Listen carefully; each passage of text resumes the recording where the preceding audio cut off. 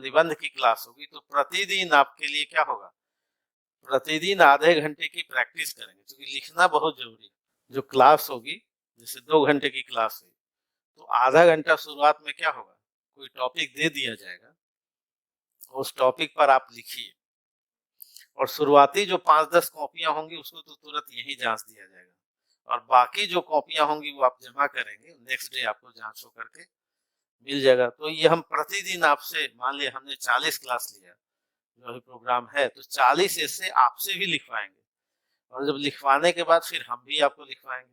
क्या प्रोसेस होगा, जैसे आए और हमने एक टॉपिक दिया कि भाई जब शब्द बोलता है तो सत्य मौन हो जाता है, आप लिखिए, तो उसमें से जो 5 कॉपियां जो उसी समय जिस विद्यार्थी ने पहले जमा की, तो यहीं पर आपके सामने क्या करेंगे, चेक कर देंगे और बाकी कॉपियां आप जमा कीजिए ऑफिस में, तो वहां पर चेक होंगी और फिर उसी टॉपिक पर हम आपको लिखवाएंगे कि देखिए भूमिका कितने तरह से इसकी लिख सकते थे, इसका निष्कर्ष कितने तरीके से लिख सकते थे, कम से कम 5 तरीका हो, क्योंकि एक तरीका तो फिर एक जैसा हो जाएगा, तो किसी निबंध को 5 तरीके से कैसे शुरू कर सकते हैं और फिर 1000 शब्दों में कैसे लिख सकते हैं। तो यहाँ जैसे क्वेश्चन आंसर लिखवाया जाता है वैसे निबंध को क्या किया जाएगा, लिखवाए तो आपके पास मैटर भी हो जाएगा और फिर आपको कुछ ऐसे बुकलेट्स भी दिए जाएंगे, क्योंकि हम लोगों के लिए चुनौती है।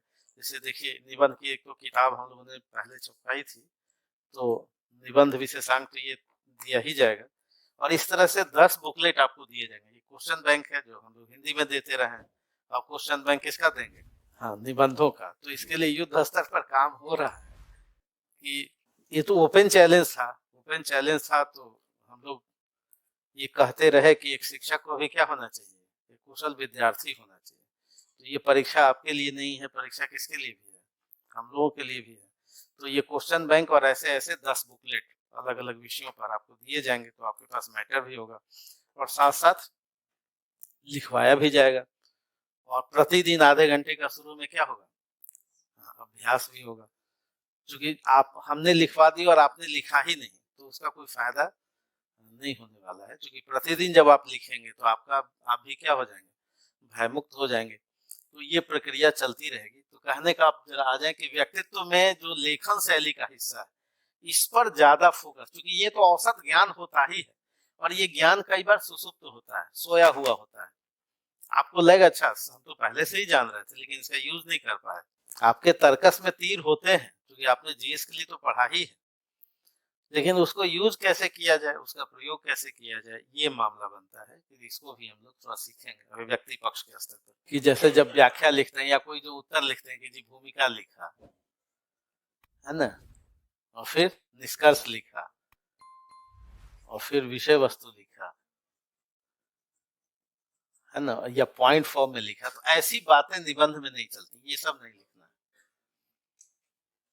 हाँ ये सब पुरानी बातें हुई 10वीं से नीचे, जब विवरण होता था है ना, तब ये बातें चलती थी। अब ये सब फॉर्मेट में नहीं लिखना है, पैराग्राफ बदल करके बातें इसमें वो रहेंगी। शुरू में तो भूमिका लिखते ही हैं, लेकिन भूमिका लिख करके भूमिका नहीं लिखनी है। क्लियर हुआ? तो ये सब फॉर्मेट क्या दिखाता है, ये दिखाता है या तो सीखने का स्टार्ट, आप कह सकते हैं कि वो बचपन वाली स्थितियां बताती हैं। अगर कहीं कहीं निबंध में लिखा है इसका मतलब वो क्या कर रहा है, आपको सिखाने की कोशिश कर रहा है।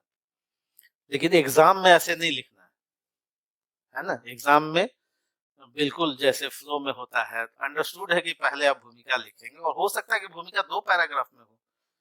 तो पहली स्थिति ये है कि पैराग्राफ क्या हो,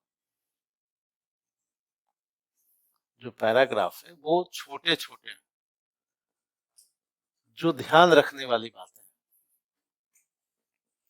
हो सकता है। और इसका व्यवहारिक पक्ष भी देखेंगे कि आखिर हम छोटे पैराग्राफ भूमिका या तो 1 पैरा में लिखें या 2 पैरा में लिखें, अलग अलग विषय और उसके लेखन शैली पर डिपेंड करेगा। लेकिन एक तो बात निश्चित है जो सार्वभौम सत्य है कि आपका पैराग्राफ क्या होना चाहिए, छोटा छोटा होना चाहिए। क्यों छोटा होना चाहिए, क्यों छोटा होना चाहिए, क्यों नहीं 1 पेज का होना चाहिए, मन में ये सवाल उठना चाहिए। इसलिए कि हम बता रहे हैं, नहीं ऐसा नहीं है। पैराग्राफ छोटा क्यों होना चाहिए, हाँ प्रेजेंट करने में अच्छा होता है। दोनों 2 बातें हैं, भोजन कैसा बना है और कैसा परोसा गया है, नहीं, दोनों महत्वपूर्ण। भोजन किचन में आपने बना लिया, अब परोसना क्या हुआ? हाँ, परोसना भी तो एक कला है। तो जो पैराग्राफ छोटा लिखते हैं वो भी एक परोसना हुआ। ज्ञान को आप कैसे व्यक्त कर रहे हैं? नहीं, एक ही बार 5 चपाती ला के रख दिया, या गरम-गरम कैसे खिलाते हैं? एक-एक करके लाया। मम्मी कैसे देती हैं? एक बार दे देती हैं, सब एक साथ रख देती हैं। क्या? उनको पता चल जाता है। तो कहने का मतलब परोसना भी इम्पोर्टेंट नहीं, तो आप अपने ज्ञान को परोस रहे हैं तो कैसे कीजिएगा? एक बार में लंबा पैराग्राफ लिखिएगा, तो जो रुचि लेने वाला व्यक्ति है वो क्या है, रुचि लेना कम कर देगा। दूसरा, प्रत्येक पेज में कम से कम एक उदाहरण, कम से कम एक उदाहरण। इससे क्या होगा, कोई भी टॉपिक हो, एक पेज जब व्यक्ति खोले पढ़े तो उसमें कोई ना कोई क्या हो, उदाहरण। ज्यादा उदाहरण नहीं, सवाल ये उठता है कितना उदाहरण दे दें, लेकिन एक पेज में एक उदाहरण तो होना ही चाहिए।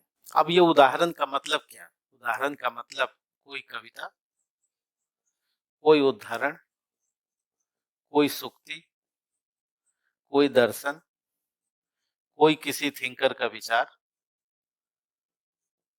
किसी चिंतक का, कोई लोकोक्ति, कुछ भी हो। यानी टेस्ट बदलने के लिए, परीक्षा का टेस्ट ये जीएस में नहीं होता। जीएस में क्या होता है, नीरसता चलती रहती है।